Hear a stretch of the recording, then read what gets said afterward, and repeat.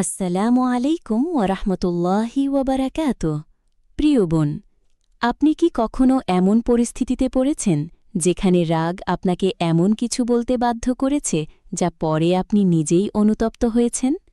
আপনি কি কখনো লক্ষ্য করেছেন একটি মুহূর্তের রাগ আপনার সুন্দর সম্পর্ক, আপনার ইজ্জত, আপনার সম্মান, এমনকি আপনার ঈমানকেও ক্ষতিগ্রস্ত করে দিচ্ছে?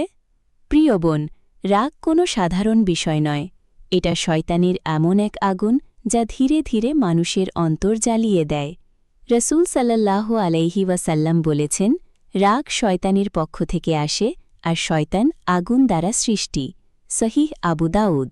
ভাবুন তো, যে আগুন জাহান্নামকে জ্বালায়, সেই আগুনের একটি অংশ যদি আপনার অন্তরের মধ্যে জ্বলে ওঠে, তাহলে আপনার অবস্থা কেমন হবে?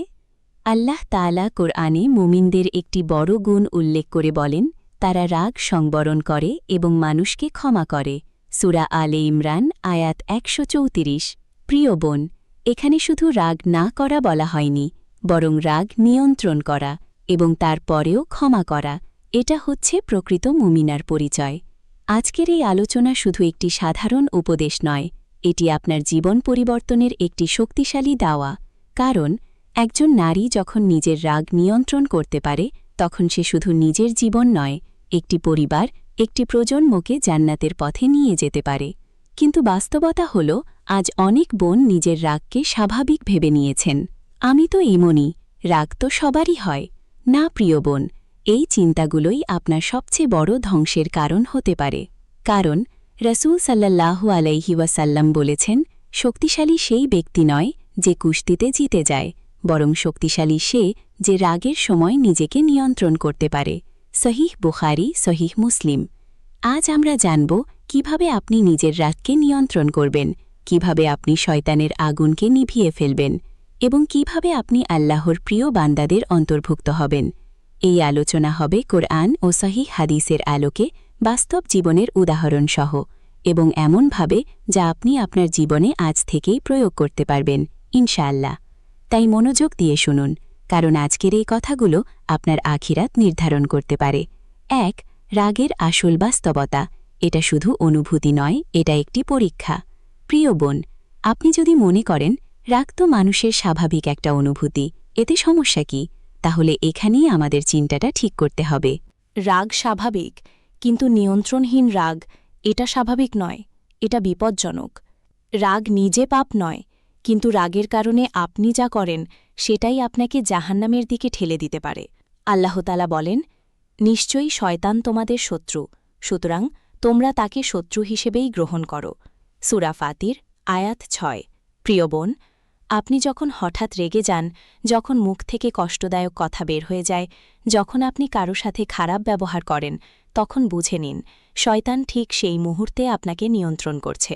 কারণ শয়তানের সবচেয়ে বড় লক্ষ্য কি? আপনার ইবাদত নষ্ট করা নয়, শুধু আপনার চরিত্র ধ্বংস করা। একটা উদাহরণ ভাবুন, আপনি নামাজ পড়েন, রোজা রাখেন, পর্দা করেন, কিন্তু যদি আপনার রাগের কারণে আপনার স্বামী কষ্ট পায়, আপনার সন্তান ভয় পায়, আপনার পরিবার আপনার থেকে দূরে সরে যায়, তাহলে এই রাগই আপনার আমলকে দুর্বল করে দিচ্ছে। রাসূল সাল্লাল্লাহু আলাইহি ওয়াসাল্লাম বলেছেন, একজন বান্দা এমন কথা বলে ফেলে যার কারণে সে জাহান্নামে নিক্ষিপ্ত হয়, যার দূরত্ব পূর্ব ও পশ্চিমের মাঝখানের চেয়েও বেশি। সাহিহ বুখারী, সাহিহ মুসলিম। একটু চিন্তা করুন, একটি মাত্র কথা, একটি মাত্র রাগের মুহূর্ত, আর তার ফল হতে পারে জাহান্নাম। প্রিয় বোন, রাগের সময় আপনি যে কথা বলেন সেগুলো আপনার নিয়ন্ত্রণে থাকে না, কিন্তু সেই কথার হিসাব আল্লাহর কাছে অবশ্যই দিতে হবে। আল্লাহ তাআলা বলেন, মানুষ যে কথাই উচ্চারণ করে তার কাছে এক প্রহরী উপস্থিত থাকে যা লিপিবদ্ধ করে। সূরা কাফ আয়াত ১৮। আপনি কি ভেবেছেন আপনার রাগের সময় বলা প্রতিটি শব্দ, প্রতিটি চিৎকার, প্রতিটি কষ্টদায়ক বাক্য সবকিছুই লিখে রাখা হচ্ছে? প্রিয় বোন, এখানেই সবচেয়ে বড় বিপদ। রাগের সময় মানুষ নিজেকে সঠিক মনে করে, সে ভাবে আমি ঠিক বলেছি, ও ভুল করেছে। কিন্তু বাস্তবতা হল, রাগ আপনাকে অন্ধ করে দেয়। রাসূল সাল্লাল্লাহু আলাইহি ওয়াসাল্লাম বলেছেন, রাগ মানুষের অন্তরকে অন্ধ করে দেয়। মুসনাদ আহমেদ। তাই আপনি যখন রেগে যান, তখন আপনি সত্য দেখেন না, আপনি শুধু নিজের আবেগ দেখেন।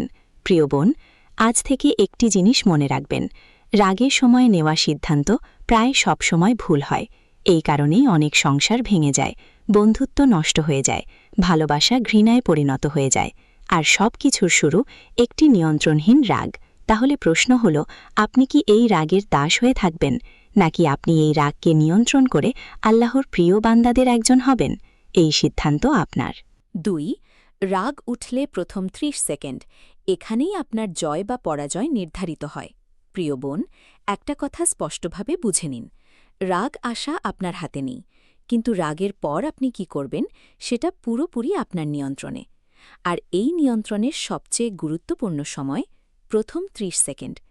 এই 30 সেকেন্ডেই ঠিক হয় আপনি জান্নাতের পথে হাঁটবেন নাকি একটি ভুলের মাধ্যমে নিজের আমল নষ্ট করবেন। 1. সঙ্গে সঙ্গে আউযুবিল্লাহ পূরণ। প্রিয় বোন, রাগের প্রথম আঘাত আসে শয়তানের পক্ষ থেকে, তাই প্রথম প্রতিরোধও হতে হবে শয়তানের বিরুদ্ধে। আল্লাহ তাআলা বলেন, আর যদি শয়তানের পক্ষ থেকে কোনো কুমন্ত্রণা তোমাকে প্ররোচিত করে, তবে তুমি আল্লাহর কাছে আশ্রয় চাও। সূরা আল আরাফ, আয়াত 200। তাই রাগ উঠতেই বলুন, আউযু বিল্লাহি মিনাশ শাইতানির রাজিম। 2. চুপ হয়ে যান, একদম চুপ। প্রিয় বোন, এটা কঠিন, কিন্তু এটাই সবচেয়ে শক্তিশালী কাজ। রাসূল সাল্লাল্লাহু আলাইহি ওয়াসাল্লাম বলেছেন, তোমাদের কেউ যখন রেগে যায় তখন সে যেন চুপ থাকে। মুসনাদ আহমদ। একটু ভেবে দেখুন, আপনার জীবনের সবচেয়ে বড় ভুলগুলো আপনি কি চুপ থেকে করেছেন? না, আপনি কথা বলে করেছেন। রাগের সময় আপনার জিহ্বা আপনার সবচেয়ে বড় শত্রু হয়ে যায়। তাই আজ থেকে সিদ্ধান্ত নিন, রাগ উঠলে আমি কথা বলবো না। 3. অবস্থান পরিবর্তন করুন। প্রিয় বোন, রাগ শুধু মনের না, এটা শরীরের মধ্যেও আগুনের মতো ছড়িয়ে পড়ে। রাসূল সাল্লাল্লাহু আলাইহি ওয়াসাল্লাম বলেছেন, তোমাদের কেউ যখন দাঁড়িয়ে রাগ করে সে যেন বসে পড়ে, আর যদি না যায় তবে শুয়ে পড়ে। সুনান আবু দাউদ। এটার পিছনে গভীর হিকমা আছে। আপনার শরীরের অবস্থান বদলালে আপনার মনের তীব্রতাও কমে যায়। দাঁড়িয়ে থাকলে বসে পড়ুন, বসে থাকলে শুয়ে পড়ুন। এটা ছোট কাজ মনে হতে পারে, কিন্তু এর প্রভাব অসাধারণ। 4. অজু করুন, আগুন নিভিয়ে ফেলুন। প্রিয় বোন, রাগ হল আগুন, আর আগুন নিভে পানির মাধ্যমে। রাসূল সাল্লাল্লাহু আলাইহি ওয়াসাল্লাম বলেছেন, রাগ শয়তানের পক্ষ থেকে, আর শয়তান আগুন দ্বারা সৃষ্টি, আর আগুন পানির মাধ্যমে নিভে। তাই তোমাদের কেউ রেগে গেলে সে যেন অজু করে।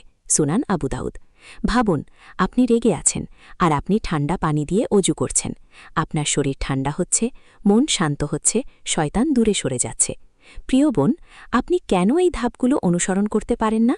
কারণ রাগের সময় আপনি জিততে চান। আপনি চান শেষ কথা আপনার হোক, আপনি প্রমাণ করুন আপনি সঠিক, আপনি অপরজনকে হারান। কিন্তু বাস্তবতা হল, আপনি যখন তর্কে জিতেন তখন সম্পর্ক হারান। এটাই শয়তানের ফাঁদ। প্রিয় বোন, আজ থেকে একটি নতুন দৃষ্টিভঙ্গি নিন। আমি কি ঠিক প্রমাণ করতে চাই, নাকি আমি জান্নাত পেতে চাই? কারণ এই দুইটা সবসময় একসাথে আসে না। রাসূল সাল্লাল্লাহু আলাইহি ওয়াসাল্লাম বলেছেন, যে ব্যক্তি ঝগড়া পরিহার করে, যদিও সে সঠিক, তার জন্য জান্নাতের প্রান্তে একটি ঘর নির্মিত হয়। সুনান আবু দাউদ। আপনি কি বুঝতে পারছেন? আপনি সঠিক হয়েও চুপ থাকলে আল্লাহ আপনাকে জান্নাতে ঘর দিচ্ছেন। এটা কোনো ছোট বিষয় না। প্রিয় বোন, এই 30 সেকেন্ড আপনার জীবনের সবচেয়ে গুরুত্বপূর্ণ যুদ্ধক্ষেত্র। এখানে আপনি যদি জিতেন, তাহলে আপনি নিজেকে জিতলেন। পরবর্তী অংশে আমরা আরও গভীরে যাব। রাগ কেন বারবার ফিরে আসে, কিভাবে আপনি স্থায়ীভাবে নিজের স্বভাব পরিবর্তন করবেন, এবং কিভাবে একজন সবরকারী নারী হয়ে উঠবেন। 3. রাগ কেন বারবার ফিরে আসে, সমস্যার মূল ধরুন, না হলে সমাধান অসম্ভব। প্রিয় বোন, এখন আমরা সবচেয়ে গুরুত্বপূর্ণ জায়গায় আসছি। আপনি হয়তো অনেকবার চেষ্টা করেছেন রাগ নিয়ন্ত্রণ করতে, চুপ থাকতে, নিজেকে সামলাতে, কিন্তু কিছুদিন পর আবার আগের মতো হয়ে গেছেন। প্রশ্ন হল, কেন? কারণ আপনি শুধু রাগ থামাতে চেয়েছেন, কিন্তু রাগের মূল কারণ দূর করেননি। রাগ একটি লক্ষণ, আসল রোগ অন্য কিছু। প্রিয় বোন, রাগ নিজে সমস্যা নয়, রাগ হল ভেতরের কিছু সমস্যার লক্ষণ। যেমন অহংকার, আমি কেন ভুল হব; অতিরিক্ত প্রত্যাশা, সবকিছু আমার মতো হতে হবে; মানসিক চাপ, স্ট্রেস, ক্লান্তি; অবহেলার অনুভূতি, কেউ আমাকে বোঝে না। এইগুলো জমতে জমতে একসময় বিস্ফোরণ হয়, আর সেই বিস্ফোরণের নামই রাগ। তাই আপনি যদি শুধু রাগ চেপে রাখেন, কিন্তু ভেতরের কারণগুলো ঠিক না করেন, তাহলে রাগ আবার ফিরে আসবেই। আমি কেন রেগে যাই? প্রিয় বোন, আজ আপনাকে একটি কাজ করতে হবে। যখনই রাগ হয় নিজেকে প্রশ্ন করুন, আমি আসলে কিসের জন্য রেগে গেলাম? উদাহরণ ১। স্বামী দেরি করে বাসায় এসেছে। আপনি রেগে গেলেন। কিন্তু আসল কারণ কি? সে আমাকে গুরুত্ব দেয় না, এই কষ্ট। আমি সারাদিন কষ্ট করলাম, এই হতাশা। দেখলেন, রাগের নিচে লুকিয়ে থাকে কষ্ট। কোরআনের দৃষ্টিভঙ্গি, অন্তরের রোগ। আল্লাহ তাআলা বলেন, তাদের অন্তরে রয়েছে রোগ, অতঃপর আল্লাহ তাদের রোগ বাড়িয়ে দেন। সূরা আল বাকারা আয়াত ১০। প্রিয় বোন, এই আয়াত শুধু মুনাফিকদের জন্য না, এটা আমাদের জন্য একটি সতর্কতা। অন্তরের রোগ যদি আপনি ঠিক না করেন তাহলে সেটা বাড়তেই থাকবে। রাগ সেই রোগের একটি প্রকাশ। ২. রাগ আসে কন্ট্রোল হারানোর ভয় থেকে। প্রিয় বোন, আপনি কি খেয়াল করেছেন, যখন কেউ আপনার কথা শোনে না, যখন পরিস্থিতি আপনার নিয়ন্ত্রণে থাকে না, তখনই আপনার রাগ বেশি হয়, কারণ আপনি ভেতরে ভেতরে সবকিছু নিয়ন্ত্রণ করতে চান। কিন্তু বাস্তবতা কি? সবকিছু আপনার নিয়ন্ত্রণে না, সব মানুষ আপনার মতো চিন্তা করবে না। এই সত্য মেনে নিতে না পারলেই রাগ জন্ম নেয়। ৩. রাগের পেছনে ঈমানের দুর্বলতা থাকে। এটা একটু কঠিন কথা, কিন্তু সত্য। প্রিয় বোন, যদি আপনি সত্যিই বিশ্বাস করেন সবকিছু আল্লাহর পক্ষ থেকে, প্রতিটি পরিস্থিতি একটি পরীক্ষা, তাহলে আপনি এত দ্রুত ভেঙে পড়তেন না, এত সহজে রেগে যেতেন না। আল্লাহ তাআলা বলেন, নিশ্চয়ই আল্লাহ ধৈর্যশীলদের সাথে আছেন। সূরা আল বাকারা আয়াত ১৫৩। আপনি যখন রাগ করেন তখন আপনি ধৈর্য হারান, আর ধৈর্য হারালে আপনি আল্লাহর বিশেষ সাহায্য হারান। এটা কি আপনি চান? প্রিয় বোন, একটি দৃশ্য কল্পনা করুন। আপনার সন্তান কোনো ভুল করেছে। আপনি রেগে গিয়ে চিৎকার করলেন। ফলাফল কি? সন্তান ভয় পেল, সে আপনাকে এড়িয়ে চলতে শুরু করল। আপনার সাথে তার ভালোবাসার সম্পর্ক দুর্বল হয়ে গেল। এখন প্রশ্ন, আপনি কি সমস্যার সমাধান করলেন, নাকি নতুন সমস্যা তৈরি করলেন? এটাই রাগের বাস্তবতা। এটা কখনো সমস্যার সমাধান করে না, এটা সমস্যা বাড়ায়। আজ থেকে আপনি একটি নতুন পথ নিন। আমি রাগ কমাবো, এই চিন্তা বাদ দিন। আমি নিজেকে ঠিক করব, এই চিন্তা শুরু করুন। কারণ আপনি যখন ভেতর থেকে ঠিক হবেন, তখন রাগ নিজে থেকেই কমে যাবে।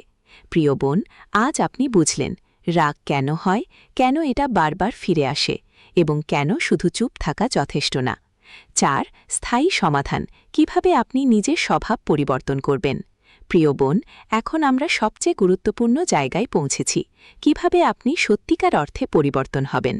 কারণ সাময়িকভাবে রাগ থামানো সহজ, কিন্তু নিজের স্বভাব পরিবর্তন করা, এটাই আসল জিহাদ। প্রথম সত্য, এটা একটি নফসের যুদ্ধ। প্রিয় বোন, আপনার সবচেয়ে বড় শত্রু বাইরের কেউ না, আপনার নিজের নফস। আল্লাহ তাআলা বলেন, নিশ্চয়ই নফস মানুষকে মন্দের দিকে প্রবৃত্ত করে। সূরা ইউসুফ আয়াত ৫৩। আপনি যখন রেগে যান তখন আপনার নফস বলে, প্রতিশোধ নাও, ওকে দেখিয়ে দাও। কিন্তু ঈমান কি বলে? ধৈর্য ধরো, ক্ষমা করো, আল্লাহর জন্য ছেড়ে দাও। এটাই আপনার যুদ্ধ। প্রিয় বোন, রাগের সময় আপনি যা করেন তা হল তাৎক্ষণিক প্রতিক্রিয়া। কিন্তু একজন মুমিনা কি করে? সে চিন্তা করে উত্তর দেয়, আজ থেকে সিদ্ধান্ত নিন, আমি সাথে সাথে কিছু বলবো না। আমি ১০ সেকেন্ড চিন্তা করব। এই ১০ সেকেন্ড আপনার চরিত্র বদলে দিতে পারে। ২. প্রতিদিন সাবারের প্র্যাকটিস করুন। প্রিয় বোন, সাবার একদিনে আসে না, এটা প্রতিদিনের চর্চা। আল্লাহ তাআলা বলেন, আর যারা ধৈর্য ধারণ করে আল্লাহ তাদেরকে সীমাহীন প্রতিদান দিবেন। সূরা আজ-জুমার আয়াত ১০। এখন প্রশ্ন, কিভাবে আপনি প্রতিদিন সাবার শিখবেন? ছোট ছোট জায়গা থেকে শুরু করুন। কেউ খারাপ কথা বলল, চুপ থাকুন। সন্তান দুষ্টুমি করল, শান্তভাবে বুঝান। স্বামী কিছু ভুল করল, তর্ক না করে সময় নিন। এই ছোট ছোট জয়ের মাধ্যমেই আপনি বড় পরিবর্তন আনবেন। ৩. ক্ষমা করার অভ্যাস করে তুলুন। প্রিয় বোন, রাগ ধরে রাখলে আপনি অন্যকে না, নিজেকেই কষ্ট দেন। আল্লাহ তাআলা বলেন, তারা রাগ সংবরণ করে এবং মানুষকে ক্ষমা করে, আর আল্লাহ সৎকর্মশীলদের ভালোবাসেন। সূরা আলে ইমরান আয়াত ১৩৪। লক্ষ্য করুন, রাগ নিয়ন্ত্রণের পরের ধাপ হল ক্ষমা। কারণ আপনি যদি শুধু চুপ থাকেন কিন্তু ভেতরে ঘৃণা জমিয়ে রাখেন তাহলে একদিন সেটা বিস্ফোরণ হবেই। তাই শিখুন, আমি আল্লাহর জন্য ক্ষমা করছি। 4. দোয়ার শক্তি ব্যবহার করুন। প্রিয় বোন, আপনি নিজের শক্তিতে সবকিছু পারবেন না। আপনাকে আল্লাহর সাহায্য লাগবে। রাসূল সাল্লাল্লাহু আলাইহি ওয়াসাল্লাম দোয়া করতেন, হে আল্লাহ, আমার রাগ দূর করে দিন এবং আমার অন্তরকে শান্ত করুন। মুসনাদ আহমদ। প্রতিদিন দোয়া করুন, হে আল্লাহ, আমাকে সাবার দান করুন, আমার রাগকে নিয়ন্ত্রণ করার শক্তি দিন। মনে রাখবেন, যে আল্লাহর কাছে যায় আল্লাহ তাকে নিরাশ করেন না। বাস্তবতা, আপনি কি সত্যিই পরিবর্তন চান? প্রিয় বোন, এখন একটি কঠিন প্রশ্ন। আপনি কি সত্যিই পরিবর্তন হতে চান, নাকি শুধু ভালো কথা শুনতে চান? কারণ পরিবর্তন মানে হল নিজের ভুল স্বীকার করা, নিজের অহংকার ভাঙা, নিজের নফসকে কষ্ট দেওয়া। এটা সহজ না, কিন্তু অসম্ভব না। চূড়ান্ত দৃষ্টিভঙ্গি, আপনি কেমন হতে চান? প্রিয় বোন, 2 ধরনের নারী আছে। 1. যে রাগের দাস, ছোট বিষয়েও বিস্ফোরিত হয়, সম্পর্ক নষ্ট করে, পরে অনুতপ্ত হয়। 2. যে রাগকে নিয়ন্ত্রণ করে, শান্ত থাকে, সম্মান পায়, আল্লাহর প্রিয় হয়। আপনি কোনটা হতে চান? প্রিয় বোন, আজ আপনি শিখলেন রাগের আসল কারণ, নিয়ন্ত্রণের তাৎক্ষণিক উপায় এবং স্থায়ীভাবে নিজেকে পরিবর্তনের পথ। এখন কাজ আপনার এই জ্ঞানকে কাজে লাগানো। কারণ শুধু শোনা নয়, পরিবর্তনই আসল সফলতা। আল্লাহ তাআলা আমাদের সবাইকে রাগ নিয়ন্ত্রণ করার তৌফিক দিন, সাবরকারী বানান এবং জান্নাতের যোগ্য বানান। আমিন। প্রিয় বোন, এখন আপনি সবকিছু শুনেছেন। রাগ কত ভয়ঙ্কর, কিভাবে এটা আপনার আমল নষ্ট করে, কিভাবে এটা আপনার পরিবারকে ভেঙে দেয় এবং কিভাবে আপনি এটাকে নিয়ন্ত্রণ করতে পারেন। কিন্তু এখন আসল প্রশ্ন, আপনি কি সত্যিই পরিবর্তন হবেন? কারণ শয়তান কখনো চাইবে না আপনি বদলান। আপনি এই ভিডিও শেষ করবেন আর শয়তান আপনার মনে বলবে, আগামীকাল থেকে শুরু করব, আজকে থাক। প্রিয় বোন, এই আগামীকাল শব্দটাই আপনার জীবনের সবচেয়ে বড় ধোঁকা। আল্লাহ তাআলা বলেন, আর তোমরা সবাই আল্লাহর দিকে ফিরে আসো, হে মুমিনগণ, যাতে তোমরা সফল হতে পারো। সূরা আন-নূর আয়াত 31। এখানে পরে বলা হয়নি, বলা হয়েছে এখনই ফিরে আসো। ভাবুন, যদি আজ আপনার জীবনের শেষ দিন হতো, যদি আজকের রাগের জন্যই আপনাকে আল্লাহর সামনে দাঁড়াতে হতো, আপনি কি প্রস্তুত?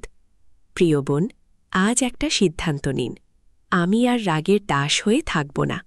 আমি নিজের নফসকে নিয়ন্ত্রণ করব, আমি আল্লাহর প্রিয় বান্দীদের একজন হব। মনে রাখবেন, আপনি যখন নিজের রাগকে দমন করেন, তখন আপনি শুধু একজন ভালো মানুষ না, আপনি একজন শক্তিশালী মুমিনা হয়ে ওঠেন। রাসূল সাল্লাল্লাহু আলাইহি ওয়াসাল্লাম বলেছেন, শক্তিশালী সেই যে রাগের সময় নিজেকে নিয়ন্ত্রণ করতে পারে। সহিহ বুখারী, সহিহ মুসলিম। তাই আজ থেকেই শুরু করুন। রাগ উঠলে চুপ থাকবেন, আউযুবিল্লাহ পড়বেন, ওযু করবেন এবং আল্লাহর সাহায্য চাইবেন। ছোট ছোট পরিবর্তন একদিন আপনাকে বড় জায়গায় নিয়ে যাবে, ইনশাআল্লাহ। হে আল্লাহ, আমাদের অন্তরকে শান্ত করুন, আমাদের রাগকে নিয়ন্ত্রণ করার তৌফিক দিন, আমাদেরকে সাবরকারী বানান এবং আমাদেরকে আপনার প্রিয় বান্দীদের অন্তর্ভুক্ত করুন। হে আল্লাহ, আমাদের ঘরগুলোকে শান্তি ও রহমতে ভরিয়ে দিন, আমাদের সন্তানদেরকে নেক বানান এবং আমাদের সবাইকে জান্নাত দান করুন। আমিন। যদি এই কথাগুলো আপনার হৃদয়ে লাগে, তাহলে দেরি করবেন না, আজ থেকেই নিজের পরিবর্তন শুরু করুন। আসসালামু আলাইকুম ওয়া রাহমাতুল্লাহি ওয়া বারাকাতুহু।